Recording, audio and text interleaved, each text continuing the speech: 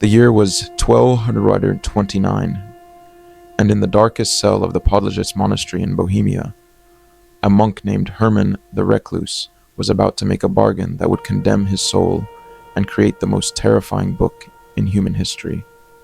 What you're about to hear is the true story of the Codex Gigas, the Devil's Bible, a manuscript so enormous, so impossibly complex, and so filled with forbidden knowledge that medieval authorities believed it could only have been written with supernatural assistance. This wasn't just any illuminated manuscript. This was a book that contained the entire Bible, complete medical texts, historical chronicles, and magical formulas, all written by a single hand in identical script across 600 pages of vellum made from 300 animal skins. But the most horrifying aspect wasn't its size or content.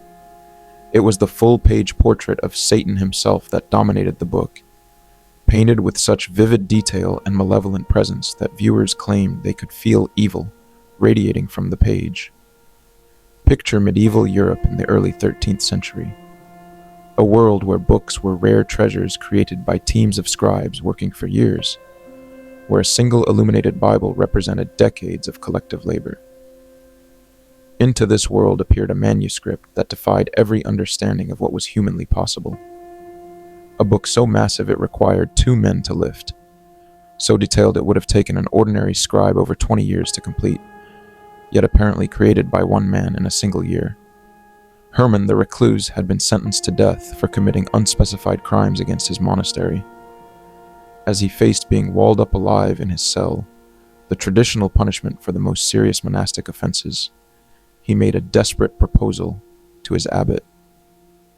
Give him 1 night, just 24 hours, and he would create a book containing all human knowledge as penance for his sins. A manuscript so magnificent it would bring eternal glory to the monastery and secure Hermann's forgiveness. The abbot agreed to this impossible bargain, believing that Hermann would fail and that his execution could proceed with clear conscience after the monk's inevitable failure. But what happened in that sealed cell during the long hours of darkness would create one of history's most disturbing mysteries, and a book that would be feared throughout medieval Europe as evidence of diabolic intervention in human affairs.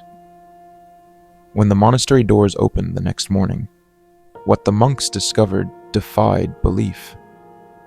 Hermann sat surrounded by hundreds of pages of perfectly written text, illuminated letters of extraordinary complexity, detailed illustrations that seemed to glow with inner light, and most shocking of all, a massive portrait of Satan that was so realistic, so filled with malevolent intelligence, that several monks fled the room in terror. The impossibility of Hermann's achievement was immediately apparent. Modern calligraphers estimate that writing the text alone would require at least 5 years of continuous work. The illuminations would need additional years of careful painting, and the leather preparation, ink mixing, and binding would add even more time. Yet Hermann had apparently completed the entire project in a single night, using materials that hadn't existed in his cell when he was sealed inside. The abbot and monastery officials faced a terrifying dilemma. They had witnessed what appeared to be a genuine miracle, but a miracle that reeked of demonic influence. The book's content was largely religious and beneficial, but its creation seemed to violate natural law, and the portrait of Satan was painted with knowledge and skill that no human artist should possess. Had Hermann received divine assistance? Or had he made a bargain with darker forces? Local church authorities were called to investigate the manuscript. Bishops, theologians, and papal representatives examined every page for evidence of heretical content or diabolic influence. What they found was even more disturbing than they had feared. The book contained not just standard religious texts, but detailed instructions for magical practices, medical procedures that wouldn't be discovered for centuries, and historical information that Hermann couldn't possibly have known. The medical sections of the Codex Gigas were particularly troubling. They described surgical techniques that wouldn't be developed until the Renaissance, pharmaceutical preparations using plants that didn't grow anywhere near Bohemia, and anatomical knowledge that suggested the author had access to detailed dissection studies which were forbidden by church law and punishable by death. But perhaps the most shocking discovery was the inclusion of magical formulas and incantations scattered throughout the religious text. Spells for controlling weather, summoning spirits, and manipulating human behavior. These weren't crude folk remedies or superstitious practices, but sophisticated magical procedures that demonstrated deep knowledge of occult principles. Knowledge that no monk should possess, and that suggested access to forbidden sources of information. The Satan portrait itself became the focus of intense scrutiny. Church artists examined the painting techniques and declared them impossible for the period. The use of pigments that couldn't be created with available materials.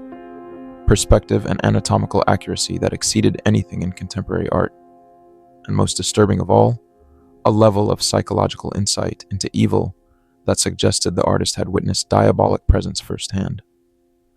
Witnesses who viewed the Satan portrait reported experiencing immediate physical and psychological effects, nausea, dizziness, overwhelming feelings of dread and despair. Some claimed to hear whispers when looking at the image. Others reported seeing the eyes move or the expression change. The painting seemed to possess some form of malevolent life that affected everyone who encountered it. The investigation into Hermann's background revealed additional, disturbing details. Records showed that he had been an ordinary monk with no special artistic or scholarly abilities. His previous work consisted of basic copying tasks with unremarkable results. Yet suddenly he had produced a masterpiece that exceeded the capabilities of the greatest artists and scholars of his time. The transformation was so complete that investigators wondered if Hermann had been possessed or replaced entirely. Attempts to interrogate Hermann about his methods proved futile. He claimed no memory of creating the book, insisting that he had fallen asleep immediately after making his bargain and awakened to find the completed manuscript. When pressed about the source of his knowledge, he would only say that the knowledge came from below, and refused to elaborate. His behavior had changed dramatically, becoming withdrawn and exhibiting signs of deep psychological trauma. The monastery officials decided that the Codex Gigas was too dangerous to remain in their possession. Despite its potential value and the fame it might bring, they chose to send it away, believing that continued exposure to the book was having harmful effects on their community. Monks reported nightmares, unexplained illnesses, and growing obsessions with forbidden knowledge. The book seemed to corrupt everyone who spent time studying it. The Codex Gigas began a journey across medieval Europe that left a trail of mystery and misfortune. Every institution that housed the manuscript reported similar problems. Scholars who studied it too intensely would suffer mental breakdowns. Religious communities would experience internal conflicts and moral decay. Even rulers who possessed the book found their reigns marked by unusual disasters and political upheavals. Emperor Rudolf II acquired the manuscript for his collection in Prague, but his possession of the book coincided with a period of increasing mental instability and obsession with occult practices. Court observers noted that Rudolf would spend hours staring at the Satan portrait, apparently conducting one-sided conversations with the image. His descent into madness was so complete that he eventually had to be removed from power. During the 30 Years' War, Swedish forces looted the Codex Gigas from Prague and transported it to Stockholm. But even the journey was marked by strange events. Soldiers reported that the book seemed to grow heavier during transport. Horses carrying it would refuse to cross certain rivers or enter specific towns, and several men assigned to guard the manuscript died under mysterious circumstances during the trip. The book's arrival in Sweden marked the beginning of that nation's most turbulent period. Political chaos, military defeats, and social upheaval that historians struggle to explain. Some scholars believe the Codex Gigas brought a curse that affected Swedish fortunes for generations, while others suggest that the knowledge contained within the book influenced political decisions in destructive ways. Modern analysis of the Codex Gigas has yielded results that are both fascinating and terrifying. Carbon dating confirms that all pages were created simultaneously, supporting the claim that the entire manuscript was produced in a very short time. Chemical analysis of the inks reveals compounds that shouldn't have been available in 13th century Bohemia. And most disturbing of all, microscopic examination has revealed details in the Satan portrait that aren't visible to the naked eye but suggest knowledge of demonic iconography from multiple occult traditions. Computer analysis of the handwriting has confirmed that every word in the massive manuscript was written by the same person. The consistency of letter forms, pressure patterns, and writing rhythms is so perfect that it exceeds what modern forgers can achieve, even with mechanical assistance. This level of consistency across such a massive text suggests either superhuman concentration or some form of external control over the writing process. The content analysis reveals layers of meaning that continue to disturb scholars. Hidden messages embedded in the text through careful word placement. Coded references to magical practices disguised as religious instruction. And mathematical relationships between different sections that suggest the entire work was planned according to occult principles rather than conventional manuscript organization. Perhaps the most unsettling discovery was the identification of source materials that Hermann couldn't possibly have accessed. The historical sections contain information from texts that were lost centuries before Hermann's time. Medical procedures described in manuscripts that wouldn't be written until after his death. And magical formulas that appear only in grimoires that were secretly circulating among underground occult networks. Contemporary attempts to recreate Hermann's achievement have all failed. Teams of modern calligraphers working with period-appropriate materials cannot match the speed, consistency, or artistic quality that Hermann apparently achieved in a single night. The physical demands alone would have been impossible, requiring continuous writing for 24 hours without rest, food, or even adequate light. The psychological impact of prolonged exposure to the Codex Gigas continues to affect modern researchers. Scholars who spend extensive time studying the manuscript report experiencing symptoms similar to those described by medieval observers. Disturbing dreams, obsessive thoughts about forbidden knowledge, and gradual personality changes that concern their colleagues and families. The Satan portrait remains the most dangerous element of the manuscript. Even photographs of the image seem to affect sensitive individuals. Digital reproductions displayed on computer screens have reportedly caused equipment malfunctions, and some researchers refuse to work with copies of the portrait after experiencing what they describe as supernatural harassment. Recent technological advances have revealed additional mysteries within the Codex Gigas. Ultraviolet and infrared imaging has exposed hidden text layers, showing that portions of the manuscript were written, erased, and rewritten multiple times.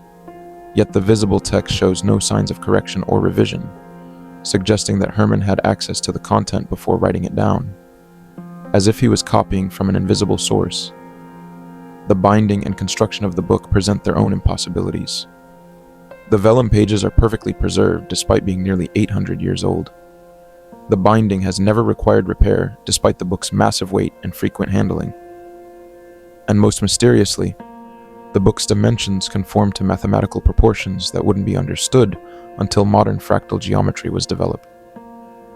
Today, the Codex Gigas resides in the National Library of Sweden, where access is strictly limited and viewing requires special permission. The institution maintains specific protocols for handling the manuscript, including restrictions on how long individuals can study it and requirements for psychological monitoring of researchers. The book is treated not just as a historical artifact, but as a potential source of genuine spiritual danger.